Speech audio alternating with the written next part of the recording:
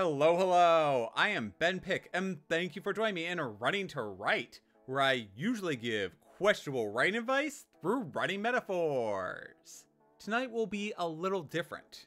I'm going to do another indie author showcase for the self-published stories I've recently read.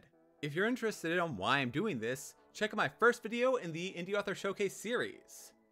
In summary, it amounts to me wanting to fight against the stigma that self-published books are less. Self-publishing is a monumental effort, and the last thing an indie author needs is prejudiced opinions about our works.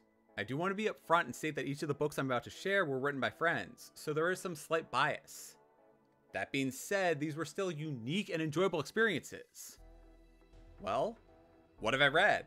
Number 1, Aster's Coda by Amy Rosenfeldt. Aster's Coda is a modern fantasy taking place in New Zealand, and it begins in the wake of the main character Abby's mother's death. Abby grapples with the discovery how her mother's inexplicable death was caused by supernatural forces. Moreover, she needs to then harness her own powers before those who killed her mother come after her. There is considerable depth and care in explaining the parallel dimensions and the bridge between them. Amy Rosenfeldt, simply put, is having fun creating and playing with the magic at work. The unleashed magic was described in ways which felt like natural extensions of the characters. It was powerful and raw, like crashing lightning. I kept turning pages as I was caught up in Abby's struggle to maintain her divided life between school and the supernatural world. This is a great young adult read for fans of fantasy, other worlds, battle magic, and teenage drama. Number 2, Seed Among the Rocks by Morgan Lee. This is my second portal fantasy in this list, and what can I say? I have a natural tendency to gravitate toward these types of stories. I'm interested in the realms which are so much like our own, except they are just out of reach, until someone goes ahead and shatters the barriers between worlds. Seed Among the Rocks is the second in Morgan Lee's Seedlings trilogy. This expands on the love story from the first book until it gets the entire planet caught up in a massive conflict. 3 gods are vying for power, and they manipulate the 2 main characters in fun and creative ways. As one dimension is on the verge of being destroyed to save another, the battles are heating up. War is inevitable. The 2 main characters, Emerton and Shaw, have evolved from the tentative steps they've taken in the first book. Now they are confident and well on the way to taking the power needed to change their fates. The characters are attempting to do nothing less than wrestle control from 3 selfish deities. Morgan writes her character emotions incredibly well, and there was a swimming scene toward the end of the novel where I put the book down because of how it moved me. The emotions have built off the character actions to get to this jaw-dropping moment. Needless to say, I am eagerly awaiting Morgan's conclusion to the series. Number 3, Called the Sky by Marc DeGeorge. There's a narrow band in the sky in which human inhabitants on an alien world survive. They live on these floating islands, and above and below that narrow space is poisonous and corrosive gas.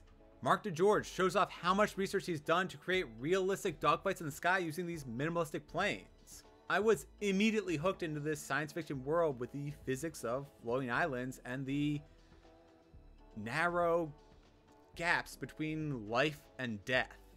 The story is equal parts mystery, aerial combat, and family, plus a dash of space piracy thrown in. This was a high-flying adventure where every moment could send the characters plummeting. Call the Sky is a great addition for those who live in the clouds, or fans of Skyward Sword, which is, side note, what I'm currently playing.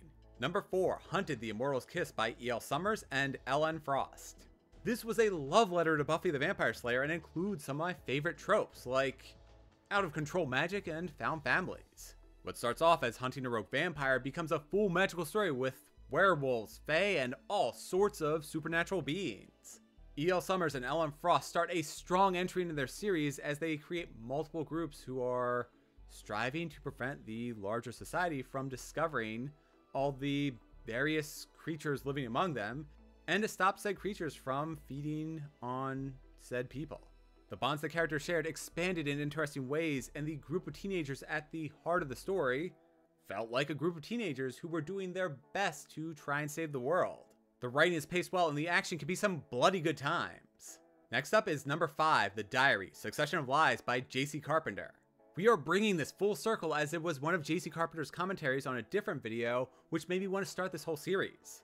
So here we go. These are my thoughts on JC Carpenter's story. This is the first entry here, which is neither science fiction or fantasy, but rather modern fiction. Families are complicated. When the main character's mother dies, she wills her diary to her daughter, and the secrets contained within threaten to tear apart her family. That is the concept behind the emotional story JC Carpenter has crafted. I cannot reiterate this enough. There was an incredibly powerful message about seeking help. The characters didn't stop making bad decisions until they were honest about their feelings and worked through their struggles with someone else. Though there were doctors involved, it wasn't doctors who magically made everything better.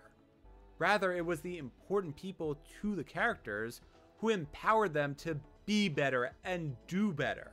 This book is not for everyone, and there are extreme trigger warnings for violence, drugs, and sexual assault. JC Carpenter doesn't fade out during scenes and trusts readers will continue even under the character's duress. Anecdotally speaking, I would advise you not to read this book if you're just visiting the hospital and are maybe at the 30% mark, because it will send you to some dark mental places.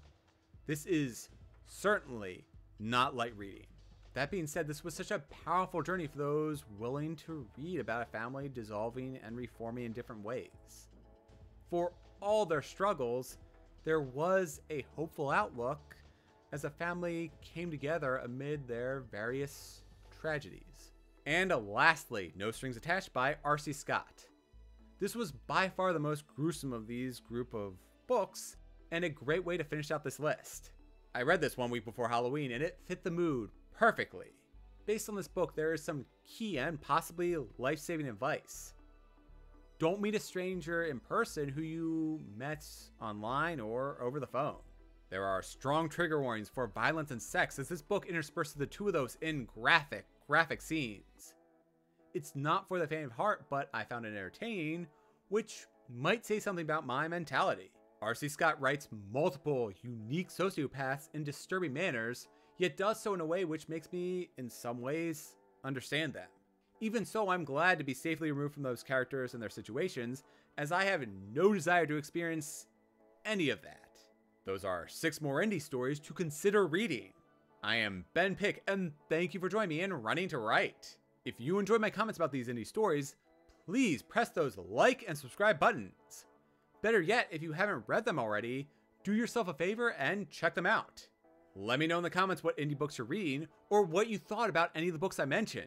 I post my running and writing progress on Instagram and Twitter as Running to Write, so be sure to follow me and join in with your own thoughts. Do yourself a favor and sign up for my Running to Write monthly newsletter for regular updates on my sort of musings, pitfalls, and lessons learned. For the first time on this channel, I would like to thank this week's sponsor, Richard Holiday. Richard Holiday, you are amazing, and thank you, not just for supporting me, but for our weekly and daily conversations.